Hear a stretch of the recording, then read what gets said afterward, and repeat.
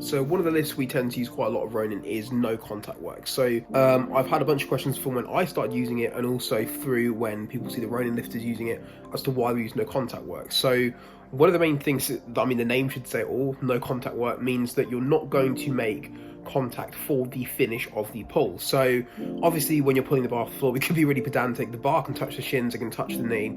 The main thing we're looking for is in the snatch, it doesn't really touch the mid-thigh or the hip.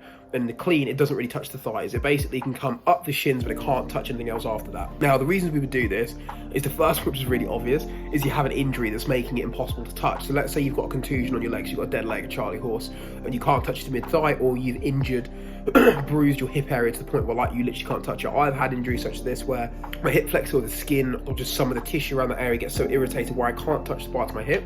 Or something as simple as you can't afford for your hip and your back to hyperextend together because it's irritating your back, whether it's like a disc thing, it's a facet joint thing, it's a muscular thing, it's an overuse thing where you're just not able to extend very aggressively. The no contact work makes it so that one, you're not going to be able to extend as quickly because naturally the no contact part is going to slow you down, it's not going to be as ballistic.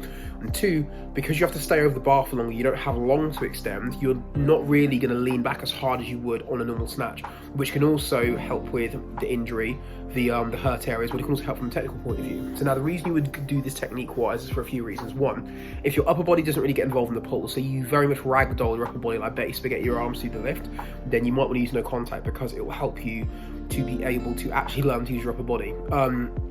Two, I remember Louis Simmons from Westside Barbell used to call this chaos training. Basically, when a lift goes wrong, do you have the muscular capabilities to, at the very least, not get injured, but at the most, try to correct the lift? You could argue that a no contact snatch is going to put you into some positions that are less than ideal in a normal snatch, so you'll learn to use your body to compensate enough where you can maybe still make the lift happen in a relatively smooth way.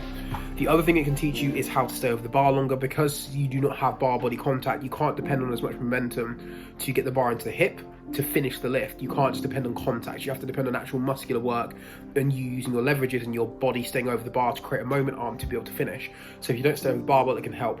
If you rely too much on barbell body contact or speed, so you can see that when there's a drop off in speed towards the top end of your lifts, you start to really struggle, no contact work can help. And it can also teach you a lot more patience, and can also be a really good psychological primer in that if you can no contact snatch fairly heavy compared in relation to your actual normal snatch or clean, you will then be able to not worry as much about how fast the bar is going. Like for me anyway, and for a few of the other lifters I've used it with, and a few lifters that the other Ronin coaches have used it with, one of the main things we report back, like anecdotally, is feeling like we don't need to feel as much bar speed to feel confident the lift is going to be good. And especially in the snatch, one of the things you will find really can put you off is well, basically, if the bar's just not moving very quickly.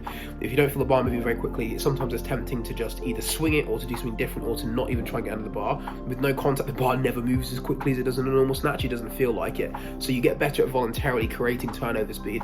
You also get very, very good at being able to actually turn over fast enough.